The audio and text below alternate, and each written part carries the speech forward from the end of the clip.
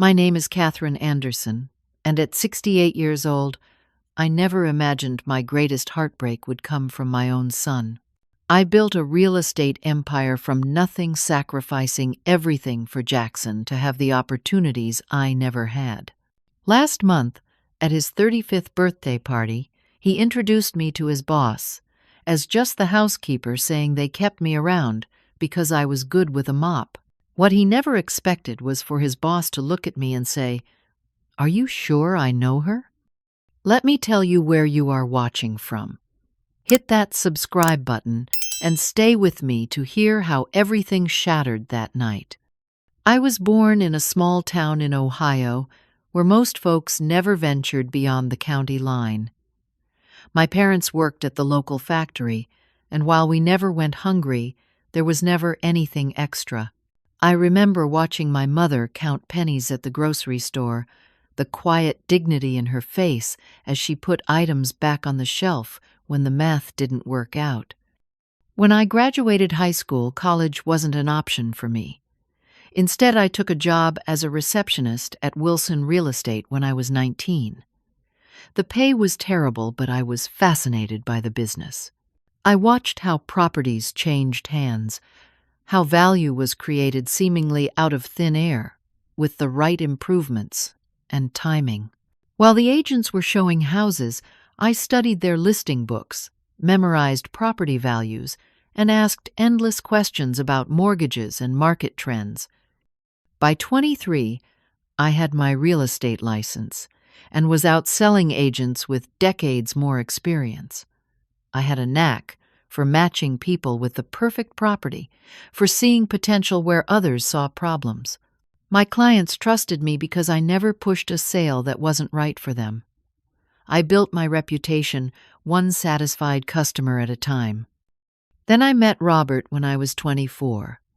He was charming, ambitious, and I fell hard. We married quickly, and I was pregnant with Jackson within months. I thought we were building a life together, but when I was 5 months pregnant, Robert announced he wasn't ready for fatherhood.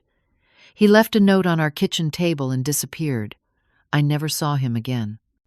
Suddenly, I was 25 years old pregnant and completely alone. Fear doesn't begin to describe what I felt, but beneath that fear was a stubborn determination.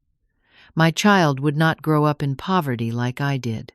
My child would have opportunities. I worked until the day I went into labor. 2 weeks after bringing Jackson home from the hospital, I was back showing houses with him strapped to my chest. I took whatever clients I could get, working evenings and weekends when my elderly neighbor could watch him. I learned to function on 4 hours of sleep. There were nights I cried from exhaustion after putting Jackson to bed, but I never let him see that side of my struggle. When Jackson was 3, I made my first major commercial sale, a downtown building that had been abandoned for years. I convinced a developer of its potential, and my commission was enough to give us a small cushion for the first time. I saved every penny dreaming of having my own agency someday. By the time Jackson started kindergarten, I had saved nearly $2,000. It wasn't much to start a business, but it was all I had. I rented a tiny office above a bakery, bought a second-hand desk, and Anderson Real Estate was born. The sign painter gave me a discount when I told him my story, and seeing my name on that door was one of the proudest moments of my life. Those first years were brutal. I couldn't afford an assistant, so I answered my own phones, created my own listings, and even cleaned the office myself after Jackson went to sleep. But slowly, painfully, my business grew. I specialized in properties others considered hopeless. I saw value where no one else did, and my clients made money following my advice. Our apartment was small, just a 1-bedroom where Jackson slept in the bedroom, and I took the pull-out sofa. But it was clean, and in a safe neighborhood with good schools. Jackson never complained, not once, about our modest circumstances. He was a sweet, thoughtful child who seemed to understand instinctively what I was trying to build for us. Some of my most precious memories are from those lean years. Jackson sitting at my office after school, doing his homework while I made calls. The way he would bring me coffee in my favorite mug when I was working late. The pride in his voice when he told his teachers, "My mom owns her own business." Every parent makes promises to their children. Mine was simple. "I will give you every opportunity I never had." I promised him he would go to college, that he would never know the grinding anxiety of living paycheck to paycheck. I promised him a better life, and I meant it with every fiber of my being. By the time Jackson was in high school, Anderson Real Estate had grown to 15 agents. I had expanded into commercial properties and small-scale development. We moved to a beautiful 3-bedroom house in a good neighborhood. Jackson had his own room with space for friends to visit. We weren't rich by any means, but we were comfortable, and I was proud of what I had built from nothing. Jackson thrived in high school. He was smart, popular, and determined. He joined the debate team and business club. His teachers praised his intelligence and work ethic. When he was named valedictorian of his class, I sat in the audience crying unashamedly. That moment felt like validation for every struggle, every sacrifice. Jackson's graduation speech mentioned me. He talked about watching me build a business from nothing about the lessons in perseverance and integrity he had learned. He called me his hero. I thought my heart would burst with pride. That night I believed all the hard years had been worth it. We had made it. Little did I know that the success I had worked so hard for would someday become something my son would be ashamed of. Jackson was accepted to Wharton Business School with a partial scholarship. It was one of the happiest days of our lives. We danced around the kitchen when the acceptance letter came, laughing and making plans. The scholarship helped, but it wouldn't cover everything. The tuition and living expenses were astronomical. I never hesitated. I sold 2 commercial properties I had been holding as my retirement investment. They were prime real estate that had appreciated significantly, but I sold them without regret. This was what I had been working for all these years. Jackson's education was the culmination of all my dreams for him. He thrived at college. His business acumen learned at my side over the years gave him an edge. He understood real-world applications of the theories they studied. His professors noticed him, mentored him, and it was during his sophomore year that he met Emily. Emily Lancaster came from old money. Her family had banking interests going back generations. She was beautiful, polished, and clearly from a different world than ours. The first time Jackson brought her home during spring break, I noticed how she looked around our house with barely concealed judgment. It was a lovely home that I had worked hard to afford, but to her it must have seemed modest. I tried to connect with Emily. I asked about her studies, her family, her interests. She was polite but distant. When Jackson gave her a tour, I overheard her whisper, "It's smaller than you described." I pretended not to hear. After they graduated, Jackson proposed. The engagement ring was far more expensive than a new graduate should be able to afford. When I asked about it, he mentioned Emily's parents had helped. It was the first time I felt a twinge of unease about their relationship, but I pushed it aside. I wanted him to be happy. With his business degree and Emily's connections, Jackson landed a position at Westfield Investments, one of the most prestigious firms in the city. I was so proud I could hardly contain myself. My son, the son of a small-town girl who had started with nothing, was now wearing tailored suits and working in a corner office with a view. The changes in Jackson were subtle at first. He called less frequently. When we did speak, he talked more about client dinners and charity galas than his actual work. Emily was always in the background of these conversations, a constant presence shaping his new life. The first real indication that something had fundamentally changed came at dinner with Emily's parents.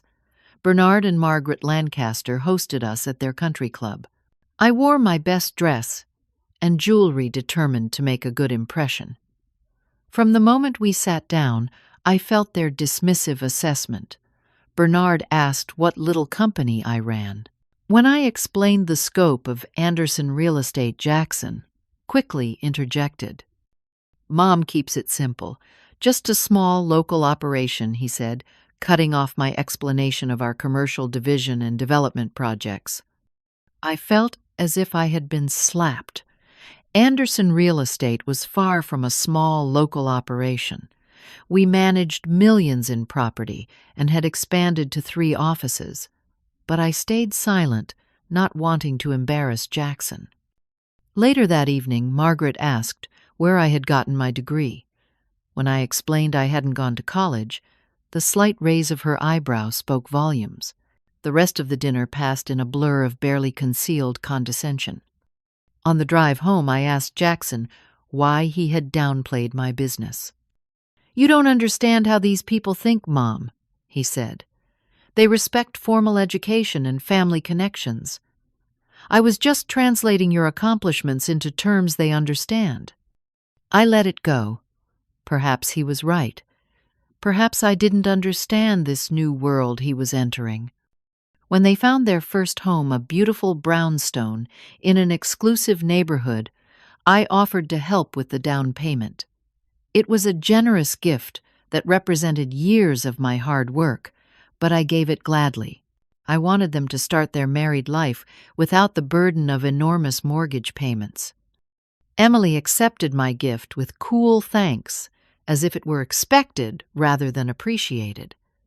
Within weeks of moving in, she had redecorated completely. When I visited, I noticed there were no photographs of me or my side of the family anywhere in the house. The only family pictures displayed were of Emily's parents and grandparents. When I commented on this, Jackson said Emily has a very specific aesthetic. She's going for a cohesive look with the decor. As if my face somehow clashed with their carefully curated image. Jackson became increasingly hard to reach. My calls went to voicemail. My invitations for dinner were met with vague excuses about work commitments and social obligations. When I did see him, Emily was always there, a gatekeeper to my own son. I began to notice how Jackson acted differently when she was present. He referenced inside jokes. I wasn't part of adopted opinions that seemed borrowed from her family, even changed the way he spoke, adopting the slight affectations of old money that Emily's family used. I told myself this was natural. He was building his own life, his own family. It was good that he was adapting to his new circumstances. All parents have to let go, eventually. But beneath these rationalizations was a growing sense of loss, a feeling that I was being deliberately excluded from this new chapter of his life. One evening I dropped by, unannounced, with homemade cookies, something I had done throughout his childhood. Emily answered the door, and I could immediately tell my visit was unwelcome. "We're actually preparing for a dinner with Jackson's colleagues," she said, not inviting me in. "It's really not a good time." Through the door, I could see caterers setting up in their dining room. Jackson appeared behind Emily, looking uncomfortable. "Sorry, Mom. We should have mentioned we're hosting the senior partners tonight. It's kind of a big deal for my career." "Of course," I said, handing him the cookies. "I just thought." "Thanks for these," he said quickly. "I'll call you tomorrow." He didn't call the next day or the day after. When he finally did reach out, it was via text, a brief message saying they were swamped with social commitments. I stood in my kitchen staring at my phone and for the first time admitted to myself that my son was slipping away from me. Not because of natural independence, but because I no longer fit the image he wanted to project to the world. After 2 years at Westfield Investments, Jackson and Emily moved to an even more exclusive neighborhood. Their new house was a stunning colonial with columns and a circular driveway. It sat on nearly an acre of manicured grounds and had a guest house larger than my first apartment with Jackson. They hosted a housewarming party for their friends and colleagues. I received an invitation formally printed on heavy cardstock as if I were any other acquaintance rather than Jackson's mother. The invitation specified cocktail attire, something I had to Google to understand. I bought a new dress for the occasion, wanting to fit in with Jackson's new circle. It was more expensive than anything I would normally purchase for myself, but I told myself it was an investment in my relationship with my son. The party was elegant and impersonal. Catering staff circulated with trays of tiny food that seemed more decorative than nourishing. A bartender mixed elaborate cocktails. A string quartet played in the corner. I recognized no one. Jackson introduced me to a few of his colleagues, but these introductions were brief and without warmth. "This is Catherine," he would say, omitting the word mother as if our connection was incidental. After these cursory introductions, he would quickly move on, leaving me standing alone with my too full wineglass. Emily was surrounded by a group of women who all seemed cut from the same cloth. Designer dresses, perfect hair, practiced laughs. I approached them, smiling, hoping to connect with my daughter-in-law. "Your home is beautiful, Emily," I said. "You have wonderful taste." She smiled tightly. "Thank you. We worked with an interior designer who specializes in historic properties. It was quite the undertaking to restore everything authentically." One of her friends looked me up and down. "You have such a charming accent. Where are you from originally?" "Ohio," I said. "Just a small town outside of Columbus." "How quaint," she said, in a tone that suggested quaint was not a compliment. "It must be quite an adjustment for you visiting here." Before I could respond, they had shifted the conversation to a charity gala they were planning, effectively excluding me. I drifted away feeling increasingly out of place in a party hosted by my own son. Later, I overheard Emily talking to the same group of women in a corner of the kitchen when they thought no one was listening. "Jackson has done remarkably well considering his background," she was saying. "You would never know he grew up in such modest circumstances. His mother tries, bless her heart, but you can see where he comes from when she's around." The women murmured sympathetically as if Jackson's upbringing was some kind of disability he had bravely overcome. I slipped away before they could see me, my cheeks burning with humiliation. As Jackson rose through the ranks at Westfield, the distance between us grew. He was promoted to senior investment manager, a position that came with significantly more prestige and responsibility. I sent him a gift basket to his office to celebrate something I thought his colleagues would notice and appreciate. The next time we spoke, he seemed irritated rather than grateful. "Mom, you really shouldn't send things to the office," he said. "It's not very professional." "I thought it would be nice for your colleagues to help you celebrate," I said, confused by his reaction. "That's not really how things are done at my level," he said dismissively. I didn't understand what was unprofessional about a mother's pride, but I apologized anyway. Emily began suggesting with increasing frequency that I needed a makeover to fit into their social circle.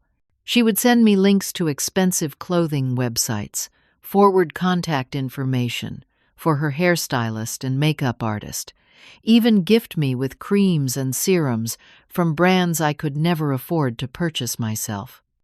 "It's just that presentation is so important in our circle," she explained, as if I were a project to be managed rather than a person to be respected. "First impressions matter so much." The irony that I had built a successful business based largely on my ability to connect with people was apparently lost on her. In her world, worth was measured by the label on your clothes and the address on your business card. When Jackson was facing a challenging negotiation at work, I offered some advice based on my years of experience closing difficult deals. He listened impatiently before cutting me off. "Mom, no offense, but real estate in Ohio is hardly comparable to what I do. The markets I work with are global and sophisticated. It's a completely different level of complexity." I felt the sting of his dismissal acutely. Yes, my business had been regional rather than global, but principles of negotiation and human psychology remain the same regardless of scale. I had built something from nothing, a feat Jackson had never had to accomplish, thanks to the opportunities my success had provided him. But I swallowed my hurt and changed the subject.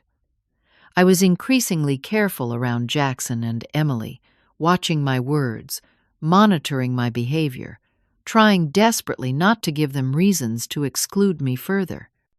When I reached my 65th birthday, I made the decision to sell Anderson Real Estate. It was time to retire, I told myself. The truth was more complicated. I hoped that by retiring, I would have more flexibility to be involved in Jackson's life, to be available whenever small openings in his schedule appeared. The sale of my company brought a substantial sum enough to ensure I would be comfortable for the rest of my life if I was careful. Not wealthy by Jackson and Emily's standards, but secure.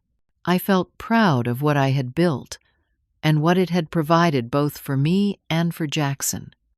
2 months after I retired, Emily announced she was pregnant. I was overjoyed at the prospect of becoming a grandmother. This, I thought, would be a new chapter in our relationship. Surely a grandchild would bridge the growing gap between us. But even in this, I found myself marginalized. Emily's mother took charge of planning the baby shower. I was invited but given no role in the preparations.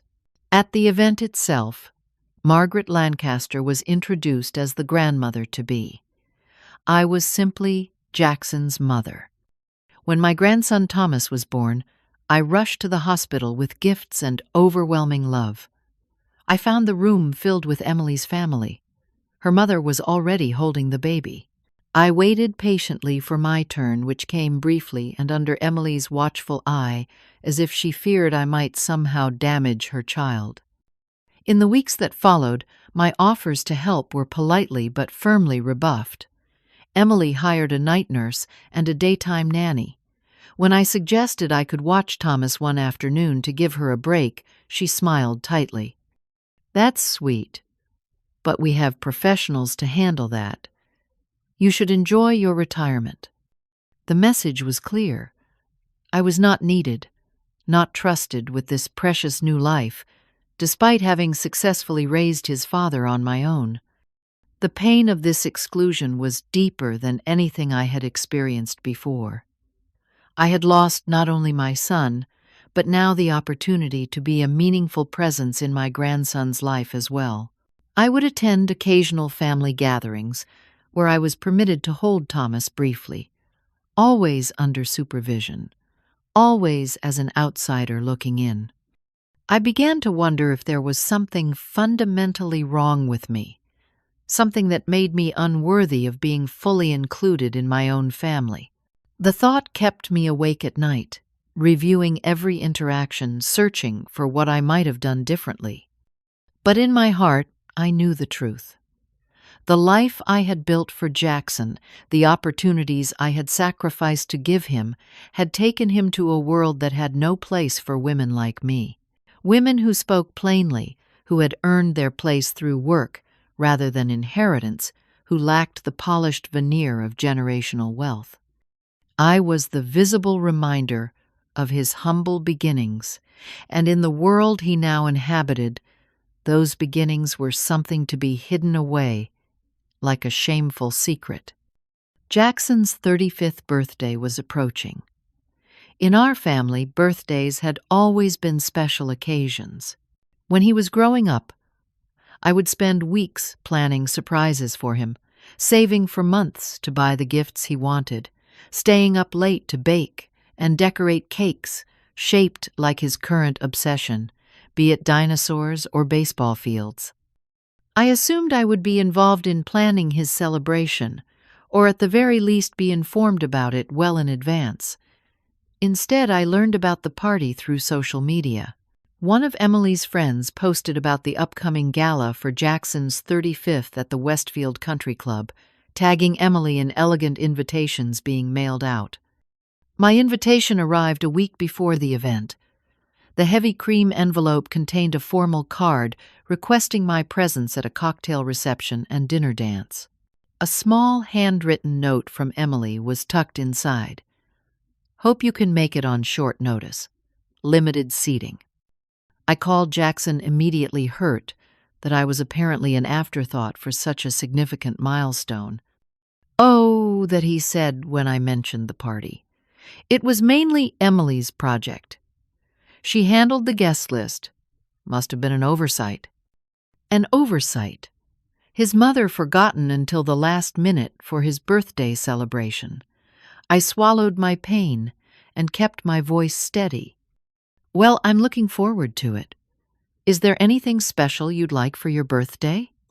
There was a pause before he answered. "Actually, Mom, there are some senior partners coming.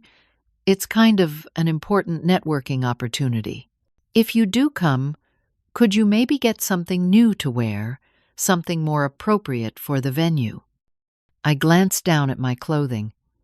I had always dressed neatly and professionally, but apparently my wardrobe wasn't appropriate for his elite circle. "Of course," I said, fighting to keep the hurt from my voice. "I want you to be proud of me." It's not that he said quickly. It's just, appearances matter in my industry. After we hung up, I sat in my kitchen for a long time, staring at the invitation. Part of me wanted to decline to protect myself from further rejection. But a larger part, the part that had loved this man since I first felt him move inside me, couldn't stay away.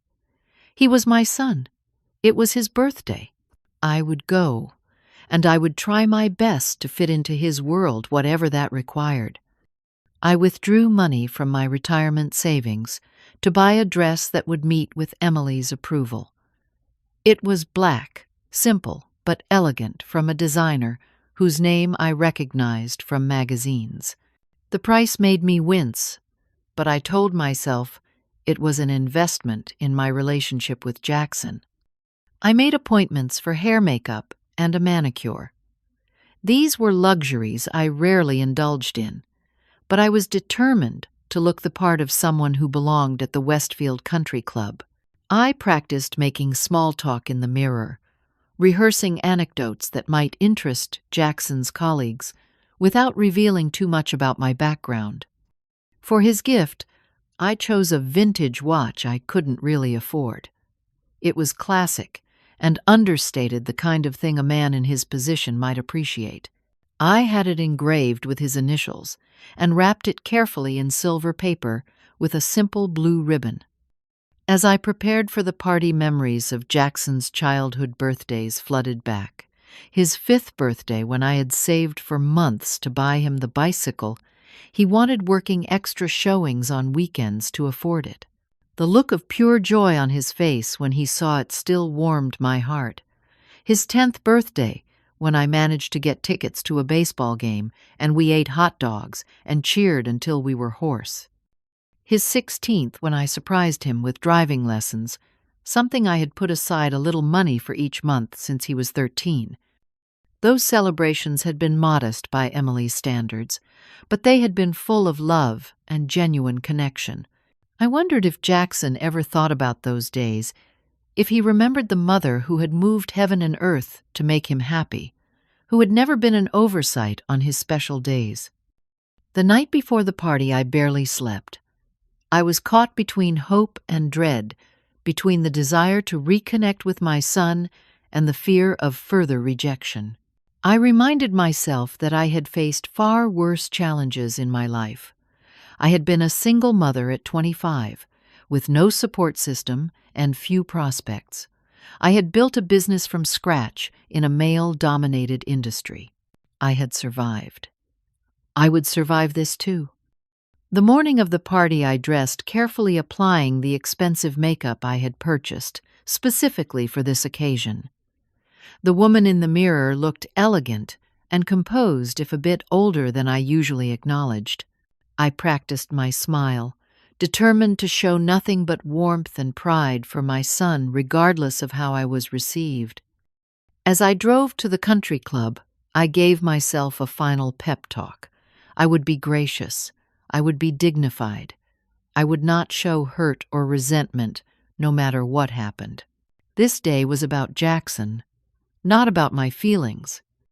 I followed the signs to the event parking, noticing with a sinking heart that I was directed to the area marked staff and service. Whether this was an intentional slight or another oversight, I couldn't be sure. But I parked my modest sedan among the catering vans and service vehicles, straightened my shoulders, and walked toward the imposing building where my son was celebrating his 35th year, in a world where I was increasingly unwelcome. The Westfield Country Club was exactly as intimidating as I had feared.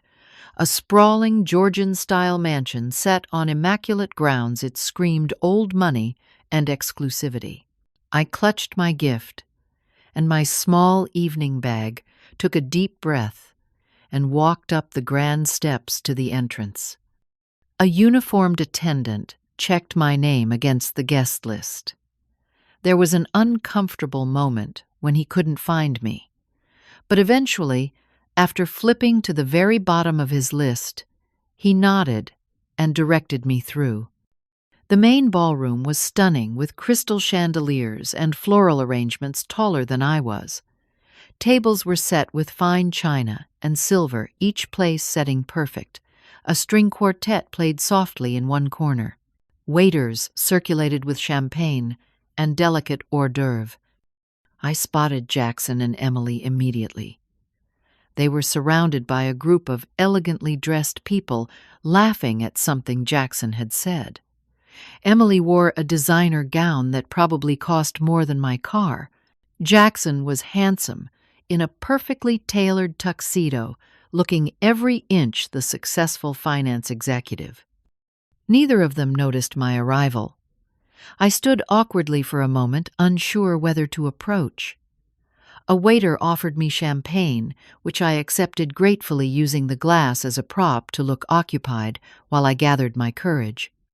When I finally made my way to Jackson, he glanced up with momentary confusion before recognition set in. "Mom, you made it." His smile seemed forced. "Emily, look who's here." Emily turned, her expression cooling visibly. "Catherine, how nice. We weren't sure you'd come." "I wouldn't miss Jackson's birthday," I said, trying to keep my voice warm and natural. Jackson made no move to introduce me to the people they'd been talking with. After an awkward silence, the group drifted away, leaving the three of us in an uncomfortable tableau. "You look different," Emily said, surveying my outfit and hair. It wasn't quite a compliment. "Thank you," I replied, choosing to take it as one anyway. "The party looks beautiful. You've done an amazing job." "The club's event planner handled most of it," she said dismissively. "Let me show you to your table." I followed her across the room, noticing that Jackson didn't accompany us. My table was near the back, far from the head table where Jackson and Emily would be seated. I recognized no one else assigned to my table, though I suspected from the seating cards that they were probably distant work acquaintances or obligation invites like myself. "Dinner will be served shortly," Emily said, effectively depositing me and leaving. I sat alone at the empty table, watching as the room filled with Jackson's colleagues and friends. No one joined me immediately. I sipped my champagne and tried to look as if I was perfectly comfortable being by myself. Eventually, other guests began to find their way to my table. They were polite but distant, introducing themselves and then turning to talk among themselves. I was clearly an outsider, someone they had no reason to engage with beyond basic courtesy. From snippets of conversation around me, I gathered that the CEO of Westfield Investments, Lawrence Williams, was expected to attend. This was apparently a significant honor and indicated Jackson was being considered for partnership track. The knowledge that this was essentially a business function rather than a genuine birthday celebration explained some of the formality, but made my marginal status even more painful. Dinner was served a succession of beautifully presented but tiny portions. I ate mechanically, trying to focus on the food rather than my isolation. Jackson made no attempt to visit my table or check on me. From my position, I could see him moving confidently among the other guests, working the room like the accomplished professional he had become. After dinner, there was a brief program. Emily spoke about Jackson's accomplishments and their life together. She thanked his mentors and colleagues for their support. There was no mention of me or my role in his life, no acknowledgement of the foundation I had provided that made his current success possible. As the formal program concluded, a stir went through the room. A distinguished older man had arrived, silver-haired and impeccably dressed. From the reaction, I knew this must be Lawrence Williams, the CEO, everyone had been anticipating. Jackson immediately went to greet him, shaking his hand with evident deference and enthusiasm. Emily joined them, her smile brighter than it had been all evening. I watched as they conversed, Jackson clearly trying to impress this man who held such power over his career. After their initial conversation, Jackson began leading Mr. Williams around the room, introducing him to various guests. They were working their way systematically through the crowd, coming closer to where Saturday, I smoothed my dress nervously, hoping to make a good impression for Jackson's sake. When they finally approached my area, I stood smiling warmly. Jackson's eyes widened slightly when he realized he couldn't avoid introducing me. "And this is," he began, hesitating visibly. I extended my hand toward Mr. Williams. "I'm Catherine Jackson's." "She's just our housekeeper," Jackson interrupted quickly. "We let her stay out of pity. She's good with a mop." The words hit me like physical blows, each one landing with stunning force. Just our housekeeper. Pity, good with a mop. My hand remained extended, frozen in mid-air. The room seemed to tilt around me. Somewhere far away, I heard Emily laugh nervously. Mr. Williams was looking at my face intently, his brow furrowed. "Are you sure?" he said slowly. "I know her." A strange expression crossed his face recognition, dawning. Catherine Anderson, from Anderson Real Estate. I managed to nod, still unable to form words. "My God," he said, his voice warm, with genuine pleasure. "I started my career working for you 20 years ago. You gave me my first chance when no one else would take a risk on me." He turned to the gathering crowd who had fallen silent at this unexpected development. "This woman was my first mentor in business. I was fresh out of college, no experience, but she saw something in me and hired me as her assistant. She taught me everything about real estate and investment. My first property deal was under her guidance." Jackson's face had gone completely pale. Emily was frantically trying to steer the conversation elsewhere, but Lawrence Williams wasn't finished. "Catherine Anderson built one of the most respected real estate firms in the region from nothing. Her business ethics were impeccable. Half the commercial development downtown happened because of her vision." He turned back to me, smiling broadly. "I've always wanted to thank you properly.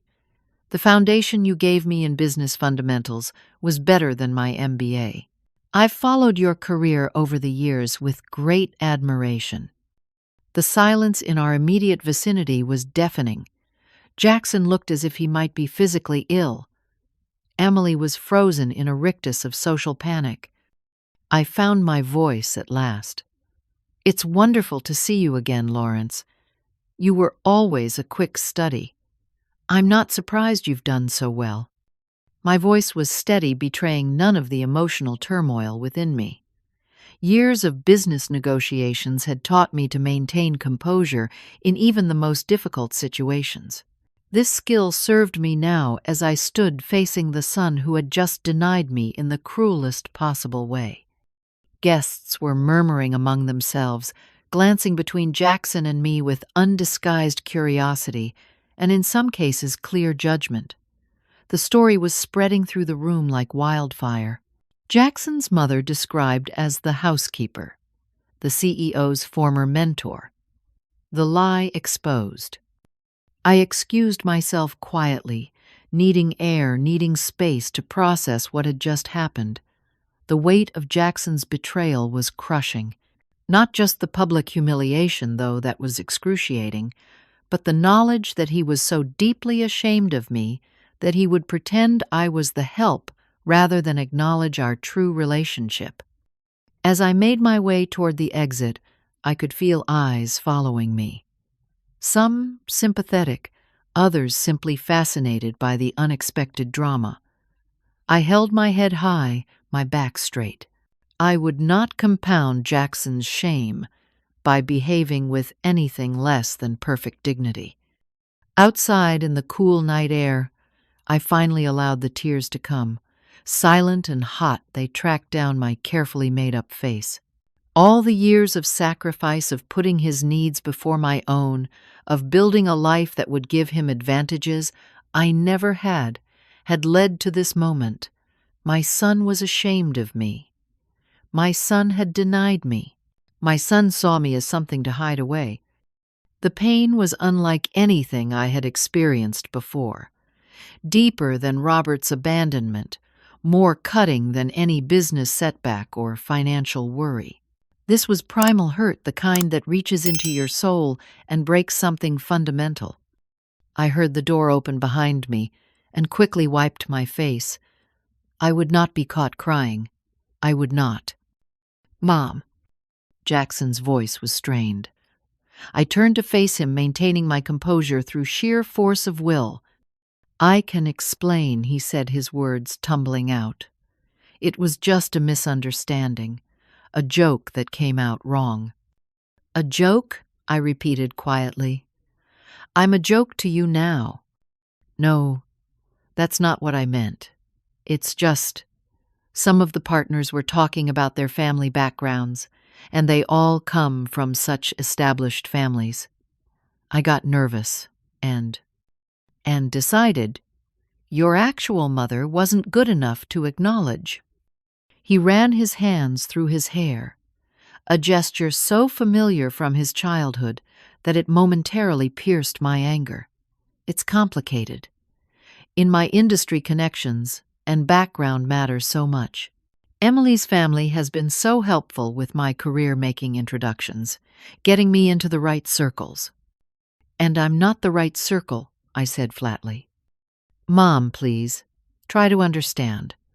The pressure is incredible. Everyone is constantly judging, evaluating. One wrong move and opportunities disappear. I've worked so hard to fit in, to be accepted. At the cost of denying your own mother." My voice was steady but cold. "At the cost of pretending the woman who raised you, who sacrificed everything for you, is someone who cleans your toilets." He flinched at my directness. It was wrong. I know it was wrong. I panicked. "Lawrence Williams is considering me for partnership. Do you know what that would mean for my career? For our family's future?" "Our family," I repeated. "Tell me, Jackson, am I part of that family? Because from where I stand, it seems like you've made your choice very clear." He stepped closer, lowering his voice. "Of course you're family. You're my mother. I love you. This was just a terrible mistake. A mistake, I said, feeling suddenly very tired. Let me tell you about choices and consequences, Jackson. When I found out I was pregnant with you, your father left, just walked away. I was alone, terrified, with no support and no prospects. I chose you. I chose to build a life for us, whatever it took. I could see he was uncomfortable with this conversation, but I continued anyway. He needed to hear this. When you were accepted to Wharton, I sold the Riverside and Oakmont properties to pay for your tuition and expenses. Those were my retirement security, the culmination of 15 years of work. But I chose you. I chose your future over my security. He looked genuinely surprised, I thought. I always assumed the scholarship covered most of it. The scholarship covered less than half. I paid the rest, every penny. I never told you because I didn't want you to worry about money. I wanted you to focus on your education. His face showed confusion and the beginning of shame. I didn't know. There's a lot you don't know, Jackson. When you and Emily bought your first house, the down payment I gave you represented the profits from the Taylor Street development, a project I worked on for 3 years. But I chose you. I chose to help you start your married life without financial strain. Mom, I'm grateful for everything you've done. You know I am. But tonight was just one bad moment, one mistake. No, I said firmly. Tonight was the culmination of years of choices you've made, years of pulling away, of excluding me, of being embarrassed by my existence. Years of allowing Emily and her family to treat me with condescension and disdain.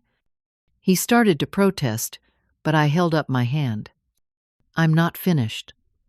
I've been making excuses for your behavior for years now, telling myself it was natural for you to gravitate toward Emily's world, to adapt to new circumstances. But there's a difference between building a new life and rejecting the foundation that got you there.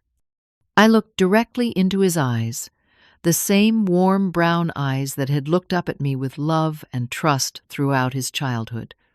I enabled this, Jackson. I accept that responsibility. I was so afraid of losing you that I accepted scraps of your attention. I tolerated being treated as an embarrassing obligation rather than your mother. That ends tonight. What do you mean? Alarm crept into his voice. I mean that I'm done. I'm done trying to fit into a world that has no place for me. I'm done pretending that the way you and Emily treat me is acceptable. I'm done diminishing myself to make you comfortable. You're overreacting, he said, a note of panic entering his voice. It was one comment, one mistake. No, it was the most honest you've been in years. It showed me exactly how you see me, how you value me, and I deserve better. What are you saying? His voice had risen slightly. That you're cutting me off your own son. I shook my head sadly. I'm saying I need time away from you. Time to rebuild my sense of self-worth, which has been chipped away by years of subtle and not so subtle rejection. Time to remember who I am, beyond being your mother. But what about Thomas, your grandson? The mention of Thomas sent a pang through my heart.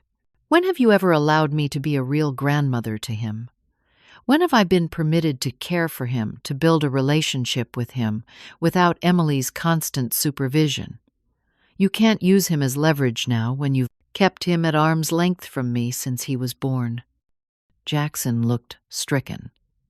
For perhaps the first time he was seeing the consequences of the choices he and Emily had made, the web of exclusion they had woven around me. I need to go, I said suddenly, exhausted beyond words. Please don't follow me. Don't call me tomorrow with explanations or excuses. I need time and space, and I expect you to respect that. Mom, please, he said, reaching for my arm. We can fix this. Let me make it right." I stepped back, avoiding his touch. "Some things can't be fixed with a quick apology, Jackson. Some wounds need time to heal. This is one of them."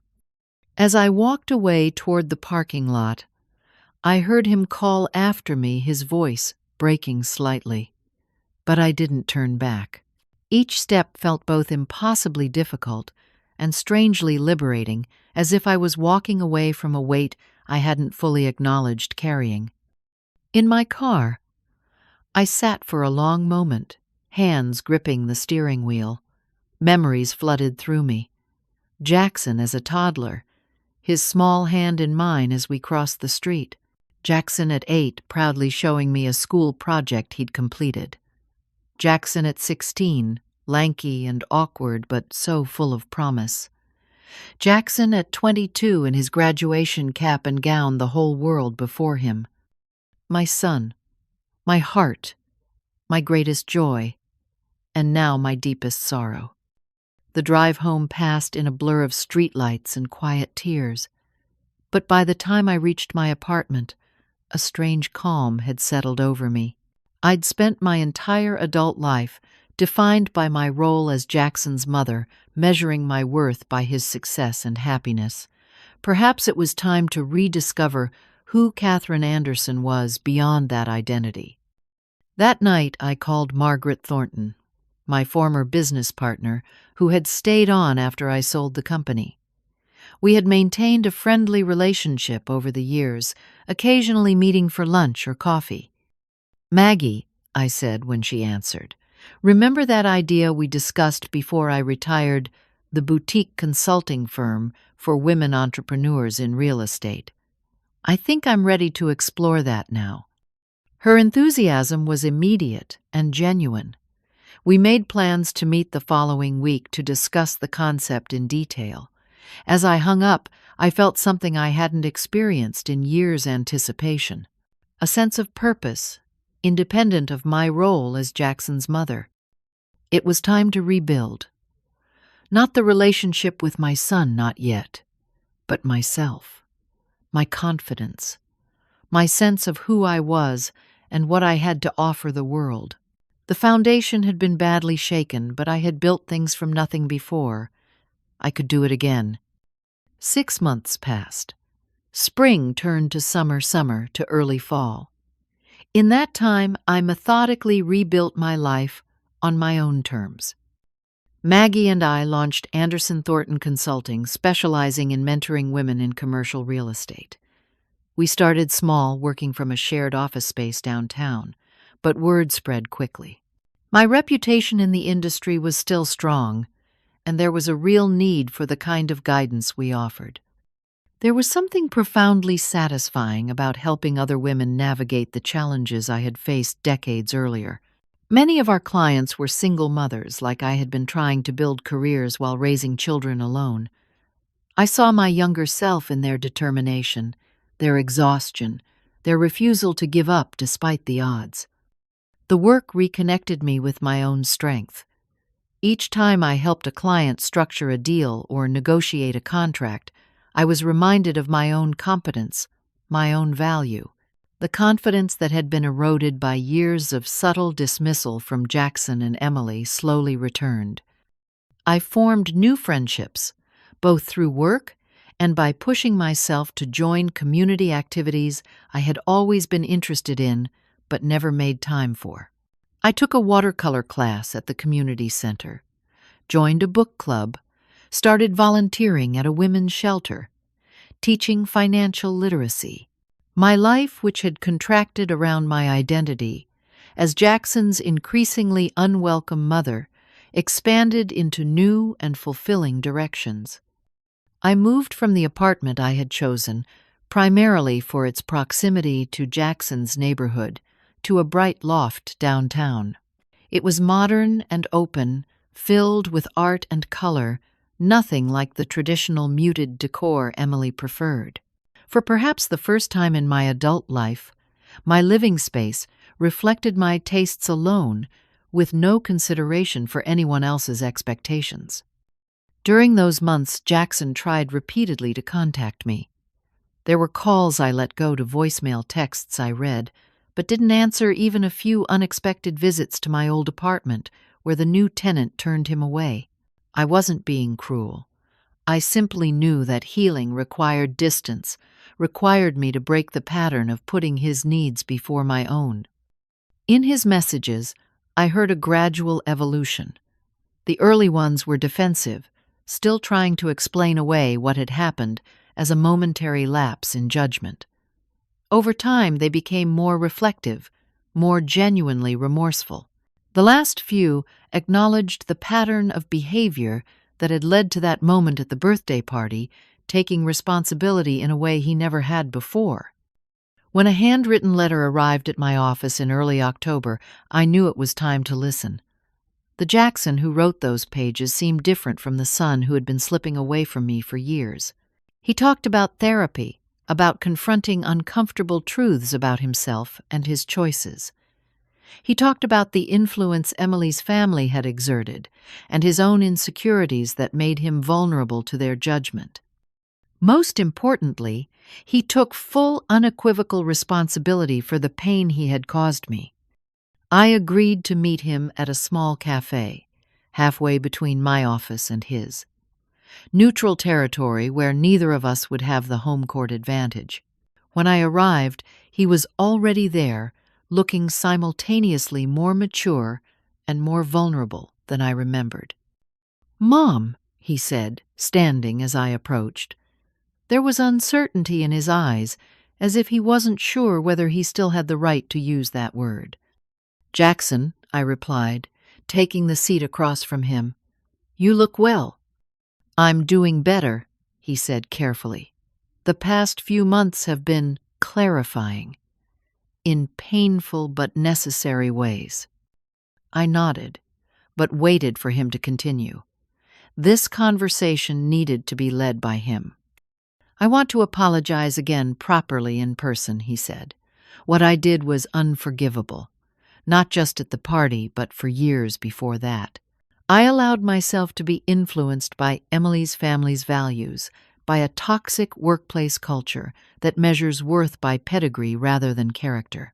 I was so desperate to belong in that world that I betrayed the person who made every opportunity in my life possible." His voice cracked slightly on those last words, and I saw the shine of tears in his eyes. "The thing is," he continued, "after gathering himself, Lawrence Williams had a long talk with me after you left. He was not pleased with what he witnessed. He said any man who would deny his mother to impress others was not someone he could trust as a partner in his firm." I'm sorry to hear that I said genuinely meaning it. Despite everything, I had never wanted to harm his career. Jackson shook his head. "No, he was right. Completely right. He did offer me partnership eventually, but with conditions.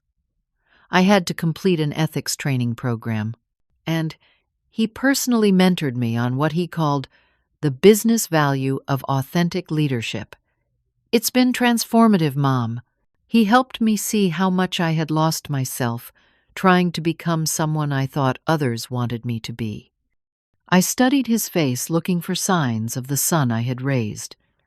For the first time in years, I could see him there, the authentic person beneath the polished exterior he had cultivated. "And Emily?" I asked. "How is she handling these changes?" A shadow crossed his face. "It's been challenging. She was raised with certain expectations about status and appearance. But we're working through it separately and together. She's not here today because I wanted this conversation to be just between us, with no influences or distractions." We talked for hours, clearing away years of accumulated hurt and misunderstanding. I shared with him the full extent of the sacrifices I had made for his education and opportunities, not to make him feel guilty, but to help him understand the depth of my love and commitment. He told me about the pressure he had felt to succeed, to justify those sacrifices, and how that pressure had made him vulnerable to the subtle snobbery of Emily's world. It wasn't a perfect reconciliation. Too much had happened for us to simply return to the relationship we had before, but it was a beginning, a foundation on which something new and potentially healthier could be built. Over the following months, we established a different kind of relationship, one based on mutual respect rather than dependency, one where boundaries were clear and expectations were explicit. Jackson made efforts to include me in family gatherings on terms that acknowledged my rightful place. Emily, while never warm, became scrupulously polite and correct in her treatment of me. Most importantly, I was finally permitted to develop a real relationship with my grandson, Thomas. At 3, he was curious and energetic with Jackson's quick intelligence and thoughtfulness. The first time he ran to me with arms outstretched calling Grandma was a moment of healing I hadn't known I needed so desperately. The true test came 6 months after our cafe meeting, when Jackson invited me to a company event where he was being recognized for a successful project. When we arrived, he introduced me to his colleagues with evident pride. "This is my mother, Catherine Anderson, founder of Anderson Real Estate and one of the most successful entrepreneurs in the region. Everything I know about business ethics and perseverance I learned from her." The genuine respect in his voice brought tears to my eyes, not because I needed his validation, not anymore, but because it signaled that he had finally found his way back to his authentic self, the person I had raised him to be before ambition and insecurity led him astray. Our relationship will never be what it was when he was a child, when I was his whole world and he was mine. Perhaps that's as it should be. We are both adults now with independent lives and identities. The love remains, but it has matured into something more balanced, more honest. What I learned through this painful journey is that self-worth must come from within. That loving someone doesn't mean accepting mistreatment or disrespect. That it's never too late to stand up for yourself and demand the dignity you deserve. I've also learned that forgiveness doesn't mean erasing consequences. Jackson knows that my trust once broken must be rebuilt slowly, through consistent action rather than promises. He seems willing to do that work, and I am cautiously optimistic about our future. If there's one thing I would share with those of you watching, it's this. Never allow anyone, even someone you love deeply, to make you feel small or ashamed of who you are. Your worth is not determined by others' perceptions, and it's never too late to reclaim your dignity and rebuild your life on your own terms. Have you ever had to set boundaries with someone you love? How did you find the courage to stand up for yourself? Share your experiences in the comments below. If this story resonated with you, please like and subscribe. And remember, sometimes the most painful moments in our lives become the catalyst for our greatest growth.